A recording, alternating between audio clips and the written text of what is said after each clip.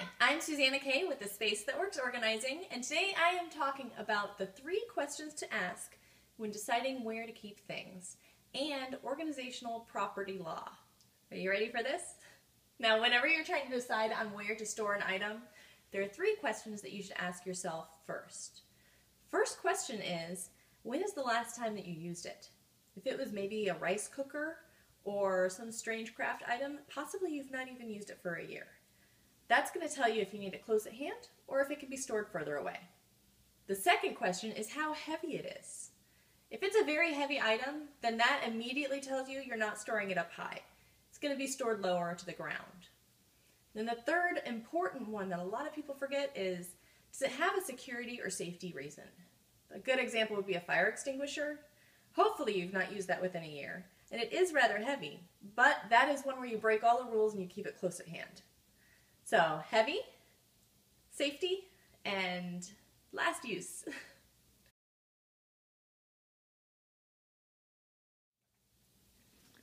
So those are the 3 questions that you're going to want to ask yourself before you even start to decide where to keep something.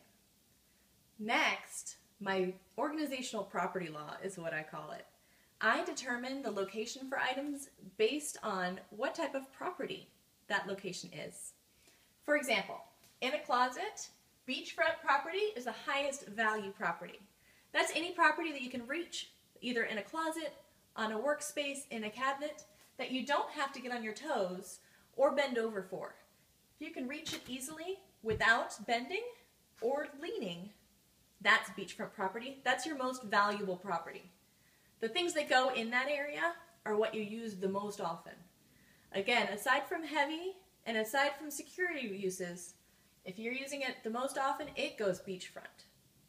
The second level is countryside. Now, I love the country. There's nothing against it, but it's a little harder to get to, and it's not quite as convenient when you need to run out for groceries. So you might have to do a little extra work to get there, just like in your storage space. You might need to reach up or bend low. Those areas are your countryside property. They're not terribly inconvenient. They're still nice, but your everyday items don't go there. The items that you use a little less frequently do, but not items that you use infrequently. The infrequent items are going to go in one of 2 places. They can either go to the Arctic Circle or the moon.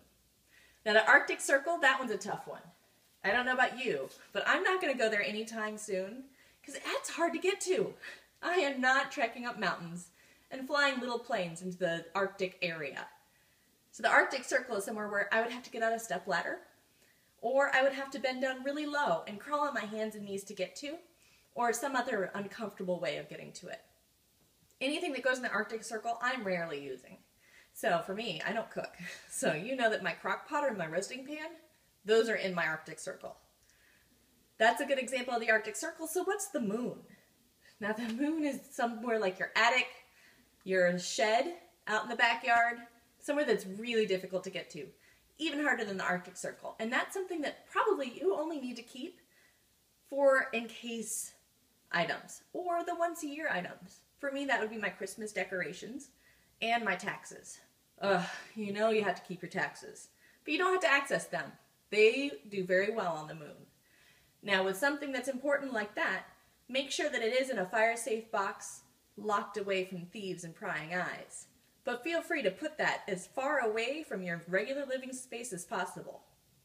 So, to cover that again, your beachfront property, make sure that you put your items that you use most often there. Your countryside properties are also good places for the things you use frequently but not every day. Then there's your Arctic Circle. That's a tough climb to get to, so only put the things that you really use up there. And then the moon, put everything that you don't want to use more than once a year on the moon. That should help you make a decision as to where to keep your important items. For more information, follow me on my website, www.aspacethatworks.com, or find me at Facebook, Susanna Kay Organizer. That's all for today, and I look forward to seeing you soon.